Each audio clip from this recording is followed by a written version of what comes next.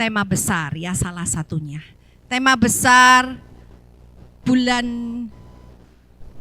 Mei ya. Sebelumnya kita melihat, kalau kita melihat rancangan yang sudah dibuat oleh gembala kita ya.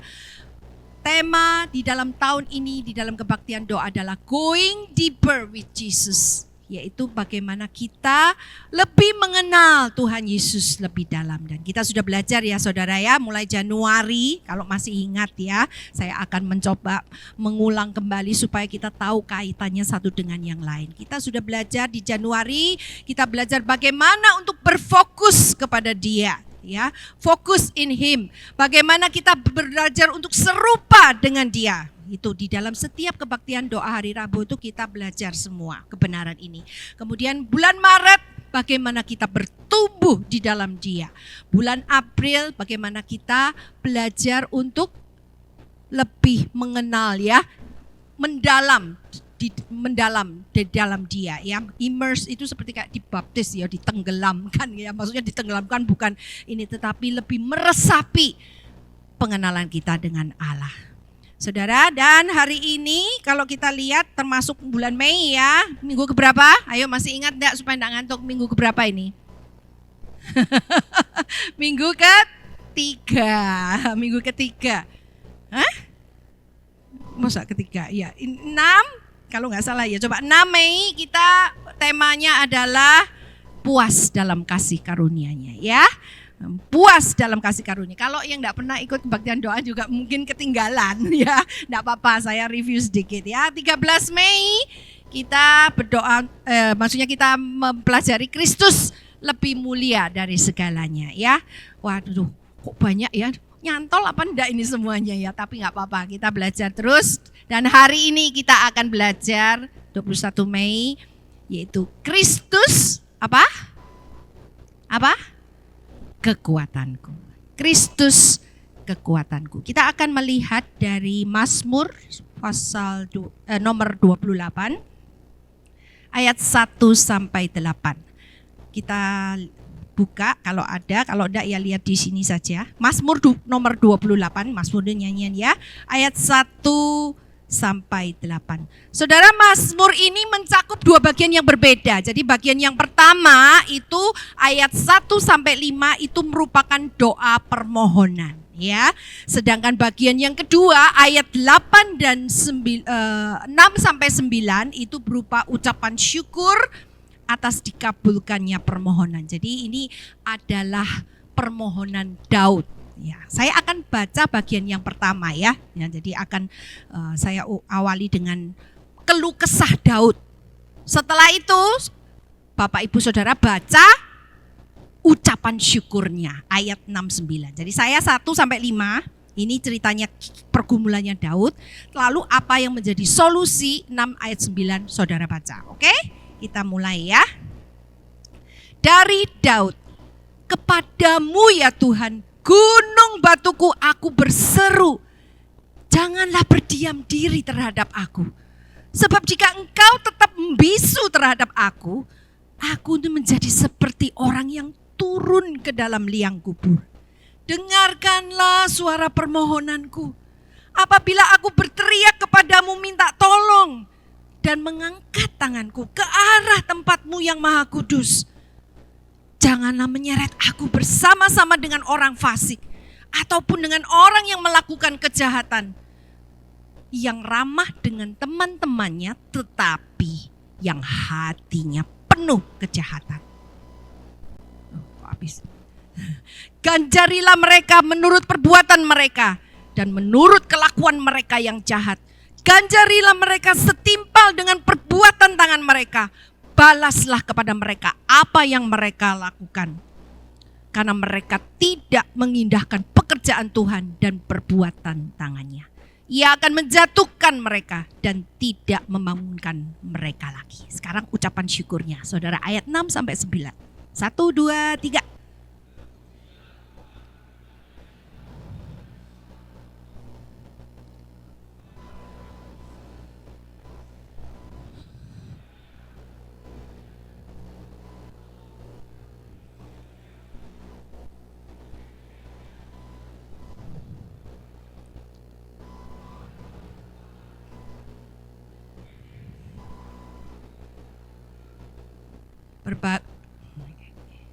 Ya, sudah cukup ya. Berbahagialah orang yang sungguh-sungguh merenungkan firman Tuhan dan melakukannya di dalam kehidupannya. Mari kita masuk dalam doa sebelum kita merenungkan. Bapa dalam surga, kami bersyukur atas kebenaran firman-Mu ya Tuhan, yang selalu ada buat kami. Dari dulu, sekarang, bahkan sampai selamanya. Terus mengarahkan kami. Kami lemah, kami terbatas, kami tidak berdaya. Meskipun kami juga mengalami banyak hal ya Tuhan. Tapi kami tahu bahwa Engkau Tuhan kami, Engkau pertolongan kami. Pakai hamba-Mu yang hina ini untuk dapat menyampaikan firman-Mu. Dan biarlah kami semua diarahkan untuk sungguh-sungguh belajar, untuk selalu menjadikan Engkau pertolongan kami yang utama dan yang terakhir di dalam kehidupan ini. Terima kasih ya Bapa, demi nama Tuhan Yesus Juru Selamat kami yang hidup, kami berdoa. Amin. Saudara, pernahkah saudara merasa seperti ini saudara? Ini apa ya kira-kira? Stres. Ini namanya kesesakan. Ya, kalau bahasa Alkitab itu sumpek. Rasanya itu bukan cuman kalau orang capek, orang lelah itu nggak apa-apa. Tapi ini sudah kayak sesak.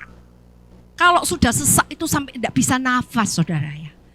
Pernahkah saudara merasa terhimpit seperti ini dalam segala permasalahannya? Dunia ini di mana kita hidup bukan dunia yang netral saudara. Sejak kejatuhan manusia dalam dosa, manusia tidak pernah luput dari kesesakan sampai pada saat ini. Kesesakan ini bagian yang tidak bisa terelakkan di dalam perjalanan kita. Apa? Kesukaran, masalah demi masalah, kok datangnya kok semua gantian begitu saudara ya. Kemudian masalah sebelum selesai, satu masalah datang lagi. Masalah itu bisa macam-macam, bisa relasi, bisa mungkin karena ekonomi, beban hidup, uang kok tinggal sedikit. Waduh ini tapi harus keluarkan banyak, harus hutang, harus melakukan apa dan semuanya. Bagaimana saya harus melunasi semuanya ini? Nah, sakit penyakit, rasanya kok gak kunjung, baru sudah sembuh. Sakit yang lain muncul saudara. Bahkan penindasan, permusuhan semua itu terkandung dalam arti kesesakan ini. Bahkan kejahatan pun menjadi isu yang tak terhindarkan saudara. Dari kehidupan umat Allah itu tandanya kita masih berjuang di dalam dunia yang fana ini. Ada sebuah kisah saudara ya. Ini kadang-kadang kesesakan membuat kita itu sampai sudah air mata itu sampai mengalir. Tidak bisa, kadang-kadang sudah sampai tidak bisa mengalir. Sampai terhimpit, sampai di rasanya berat begitu. Saya tidak tahu apakah saudara pernah mengalami. Saya pernah mengalami. Setiap kita pasti pernah mengalami masa-masa tertentu ya. Rasanya kok sesek gitu ya, sumpek. Bukan cuma sumpek aja, sesek saudara sampai tidak bisa nafas. Ada kisah tentang seorang yang terhimpit dalam kesesakan dan dengan cara bagaimana dia bisa diarahkan saudara ya ini. Seorang jenderal, dia punya seorang prajurit muda. Prajurit muda ini dia stres saudara ya, sesak juga ya, mengalami kesesakan apa?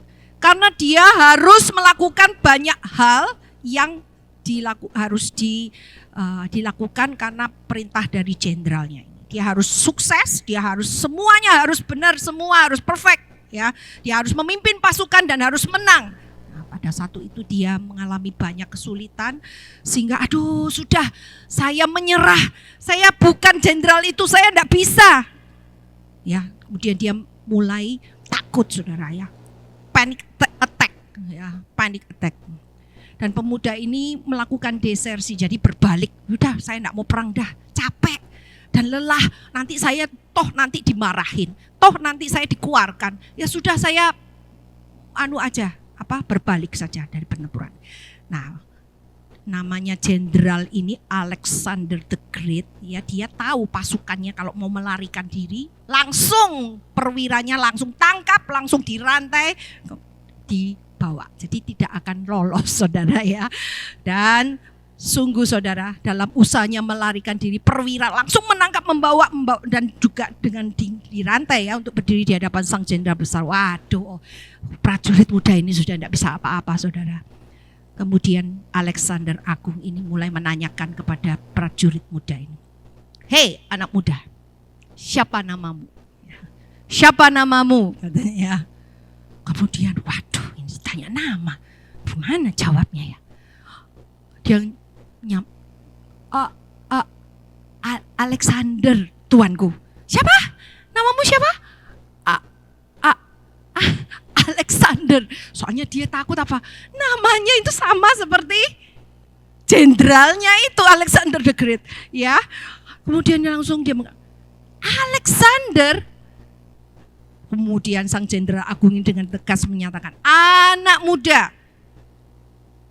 seharusnya kamu itu punya semangat seperti saya.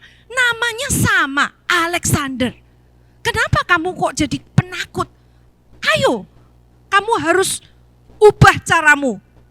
Kalau enggak, ganti namamu." Dia bilang langsung ya, ubah caramu, semangatmu, kalau enggak ganti namamu. Jangan pakai nama Alexander. Nah, dan sekarang kembali ke tempat tugasmu, pastikan bahwa kamu tidak akan pernah berdiri di hadapanku lagi dengan tuduhan seperti ini. Wah saudara, benar saudara ya. Setelah pertempuran usai, itu pasukan Alexander Agung itu terus berperang ya, berperang. Kemudian akhirnya dia juga pikir, ya saya harus punya semangat.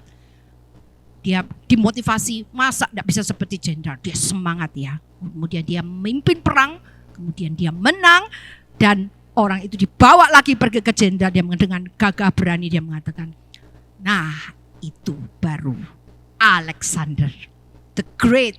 Walaupun the Great-nya yang jenderal, tapi dia bilang, kau gagah berani, luar biasa sekali. Dan dia menaikkan pangkat dan memberikan penghargaan kepada Alexander, si prajurit muda dan perwira itu. Saudara, kita semua ini adalah laskar-laskar Kristus. Tapi kadang-kadang seperti Alexander muda ini, kadang-kadang kita banyak cobaan, banyak masalah. Wah sudah Tuhan, aku nyerah. Capek jadi laskarmu, aku tak mundur aja. Wes ya, wes tidak usah ikut Tuhan. Capek ya, banyak yang harus dihadapi. Tapi ingat, Tuhan mengatakan seperti ini. Kau menyandang namaku, engkau adalah umat Tuhan, anak Tuhan, bahkan umat pilihanku. Harusnya kita punya semangat yang sama. Amin. Sekarang saudara ke dalam tahap seperti apa? Seperti prajurit muda inikah yang desersi mau sudah capek wes Tuhan. Hidup ini kok susah ya, ikut Tuhan tambah susah. Tidak tambah baik, tambah susah. Lebih baik aku mundur. Saudara, butuh transformasi saudara ya. Prajurit muda itu langsung tadi yang tadinya seperti itu ditransformasi ya, diubahkan ya. Bahkan Rick Warren mengatakan transformasi adalah sebuah proses, bukan sesuatu yang instan saudara. Tidak bisa langsung jadi begitu, butuh proses. Ya, seiring berjalannya waktu ada banyak pasang surut, namanya perjalanan ya, ada yang kadang di puncak gunung, ada di lembah yang kelam. Tapi saudara, kita terus harus punya semangat yang sama. Walaupun kadang-kadang susah. Ada ya, saya bersyukur ya, di GDG saya itu semua ibu-ibunya itu single mom. Single ya.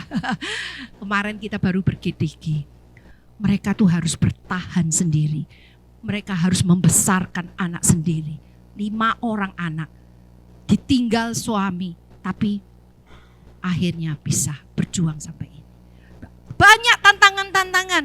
Kalau kita lihat masalah, mungkin kita sudah mundur, sudah ngapain ngikut Tuhan kok tambah susah. Ya.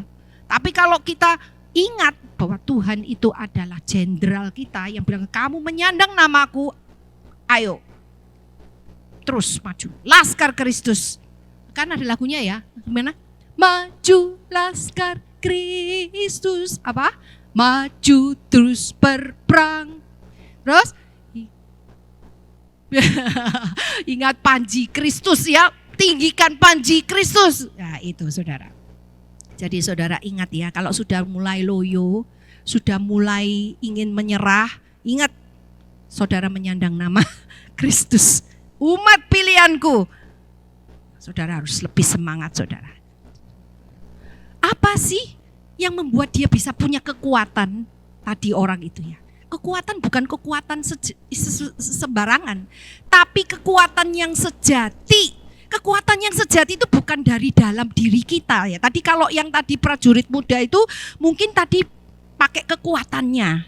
Coba bisa tapi tidak bisa, menyerah, ya, give up.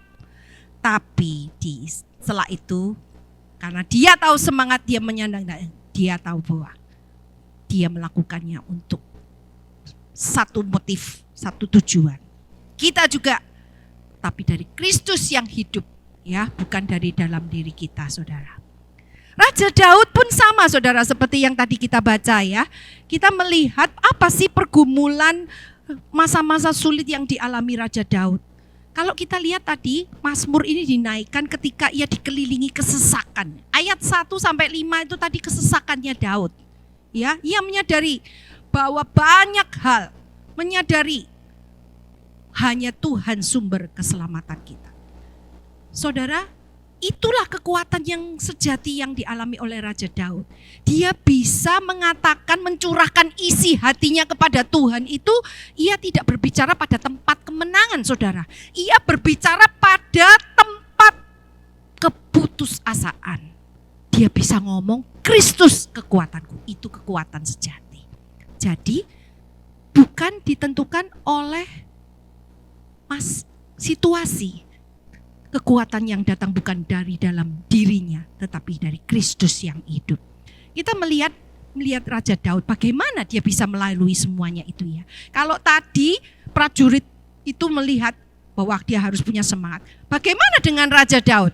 Nah, kita melihat tadi dengan apa yang sudah kita baca tadi. Dia berbeda dengan orang fasik, saudara ya. Ayat 3 dikatakan ya. Dia berbeda dengan orang fasik. Dia mengatakan apa? Walaupun orang-orang yang ada di sekelilingnya itu seolah-olahnya baik, tapi sebetulnya tidak baik. Makanya dikatakan tuh ya ayat yang ketiga, ya. Mereka menunjukkan kebaikan dan persahabatan, tapi semuanya adalah pura-pura, saudara. Mereka tidak tulus, mereka di depannya baik, tapi di belakangnya mereka menusuk, bahkan menjatuhkan Raja Daud. Makanya dia mengatakan apa? Tuhan, tolong aku, jawab aku berseru, kamu jangan diam Tuhan. Aku ini dikelilingi oleh orang-orang yang musuh-musuhku, yang kelihatannya baik, tapi di belakang dia menusuk aku. Dia mengatakan, ketulusan ya, dia mengatakan di dalam banyak terjadi di dalam segala relasi. Kadang-kadang orang itu mendekat, ya, punya baik kepada kita, ramah, tapi hanya untuk kepentingan kepentingan atau tujuan yang diagendakan, saudara ya. Jadi kadang-kadang kita harus belajar untuk seperti Raja Daud. Dia tidak terpengaruh walaupun dia tahu banyak hal di sekelilingnya. Dia kenal siapa Tuhan. Makanya dia mengatakan, Tuhan ganjarilah orang fasik itu. Aku tahu engkau Allah yang adil, engkau Allah yang berkuasa melakukan segala sesuatu. Dan dia yakin akan kekuatan Tuhan. Makanya tadi saudara, terpujilah Tuhan, Tuhan itu kekuatanku. Dari sini kita bisa melihat ada 3 hal. Peran Kristus yang bukan hanya saja dialami Raja Daud, tapi bisa kita alami. Amin saudara, kita bawa pulang ya 3 ini.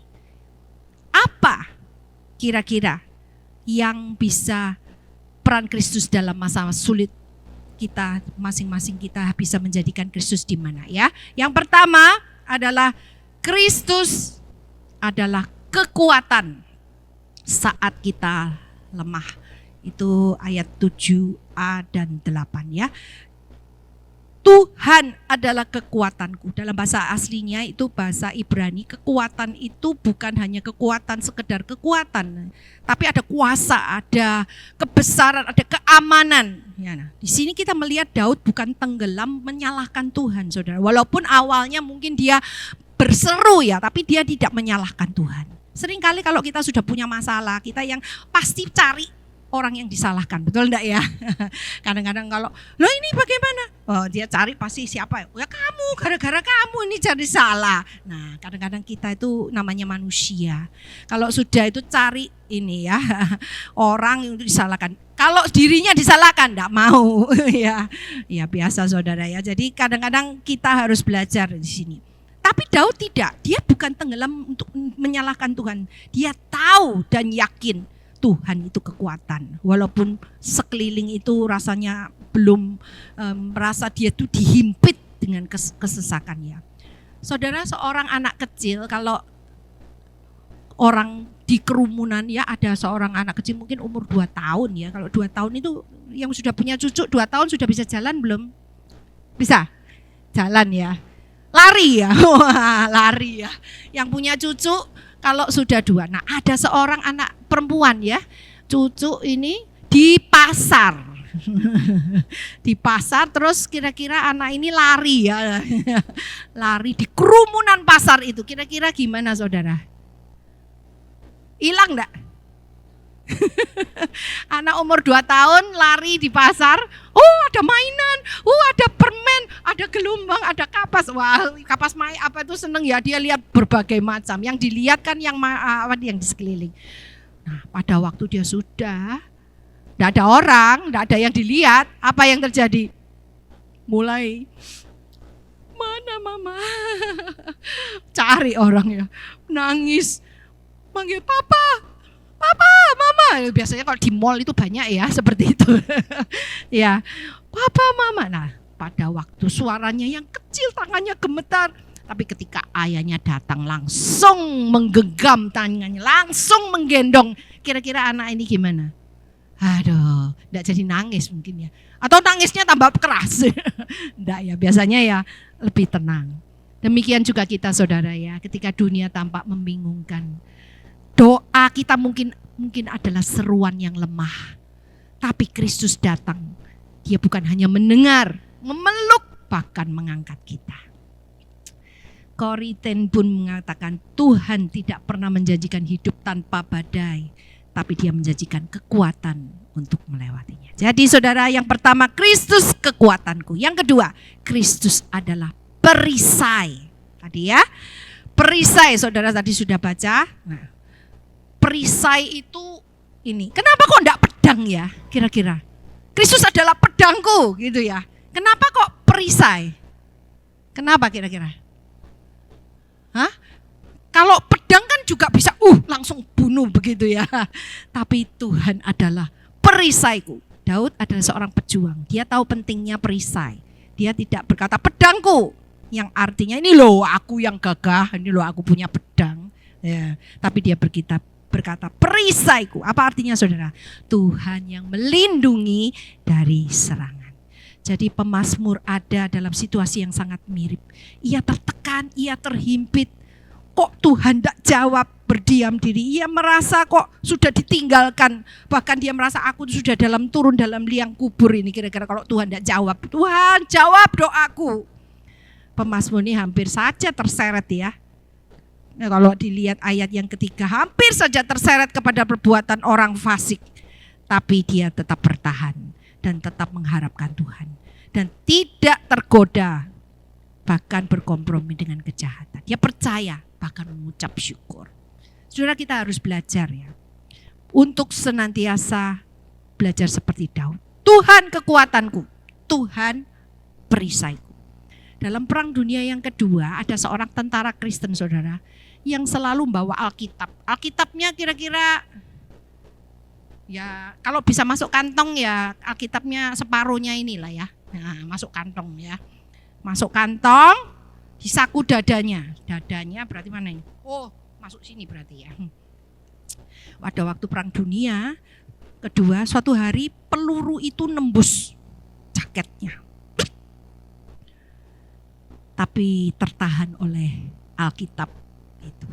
Ia berkata, aduh, untung ya memang enggak tahu Alkitab itu ya yang peluru itu, jadi firman Tuhan itu, Alkitab itu yang menyelamatkan. Memang ini kelihatannya secara kebetulan. Secara fisik dalam hal ini memang kelihatannya Alkitab.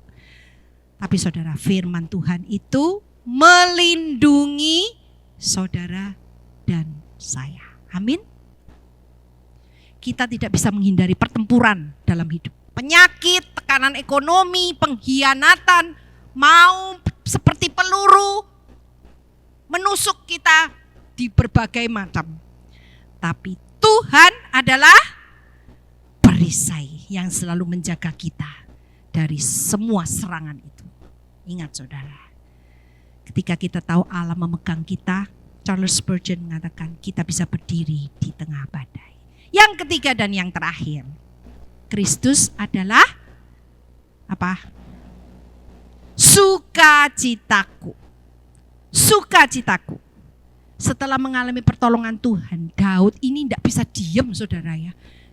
Ayat 6-9 dia langsung berkata apa, dengan penuh rasa kasih dia terpujilah Tuhan.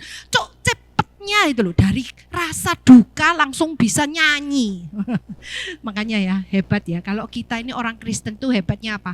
Meskipun susah tapi bisa nyanyi, betul enggak? Seperti Paulus dan Silas, susah, penuh tantangan, padang mungkin kehilangan orang yang dikasih, tapi masih bisa nyanyi. Saya masih ingat ya pada waktu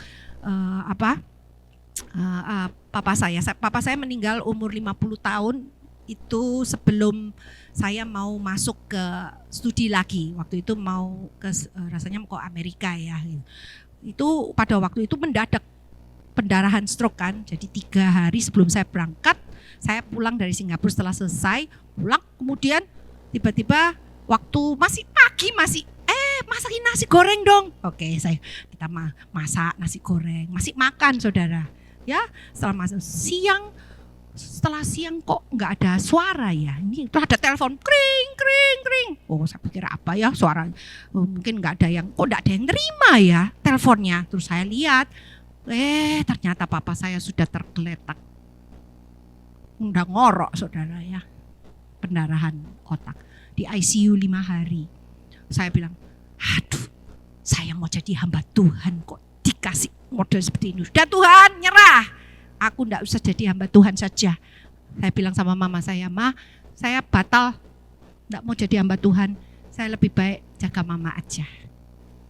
Kan yang penting mama. Tapi mama saya mengatakan, kamu kalau sudah sungguh-sungguh janji sama Tuhan, Tuhan yang pimpin. Ya, ini 5 hari ICU masih belum sadar. Udah kamu doa, masuk ruang ICU doa. Pada waktu doa saya menyerahkan, ya kalau saya cuma ngomong satu hal, saya bilang, Papa kalau memang sudah waktunya, Papa memang Tuhan panggil, nggak apa-apa, saya akan melanjutkan pelayanan Papa. Saya masih ingat itu. Setelah itu pada waktu itu kan namanya orang masih stroke ya, dia enggak bisa lihat, air matanya cuma ngalir. Terus kita nyanyi. Setelah itu beberapa saat kemudian dia meninggal dunia. Dan waktu itu saya enggak tahu kenapa saya pengen nyanyi. Jadi waktu di penutupan peti nyanyi sama satu keluarga, bersaksi. Nah, bukan berarti saya hebat, tapi itu sungguh-sungguh nyanyian itu ada kekuatan sejatinya. Saya menyanyi, hidup bukan karena hari, hidup hanya karena arti, bebas dari segala dosa, inilah arti hidupku. Itu sebelum saya jadi hamba Tuhan. Saya masih ingat nyanyi di depan waktu Papa meninggal. Dan itu menjadi sukacita yang tidak bisa digambarkan, bukan happy ya, bukan bahagia, tapi di dalam itu ada ketenangan, ada meskipun Papa harus meninggalkan kita. Itu. Jadi sukacita itu yang menjadi kekuatan tersendiri. Salah satu tokoh kita ya, ada penyanyi lagu Fanny Crosby, Fanny Crosby juga lahir pada tahun 1802, kehilangan penglihatannya pada umur 8 minggu atau berapa gitu ya, waktu masih bayi. Tapi mamanya mengatakan, mungkin kau dilahirkan memang tidak sempurna, tapi Tuhan, kalau Tuhan mencabut kemampuan fisik seseorang, mungkin karena wawasan rohaninya supaya terbangun. Dan demikian juga kita melihat Daud juga bisa melalui segala kesulitannya, dia bisa bersukacita menyanyi. Dan selalu nyanyian ini menjadi kekuatan. Mari kita nyanyikan lagu ini. This is my story, this is my song. Biarlah ini menjadi kekuatan kita. This is my story, this is my song, praising my Savior all the day long. This is my story, this is my song, praising my Savior all the day long.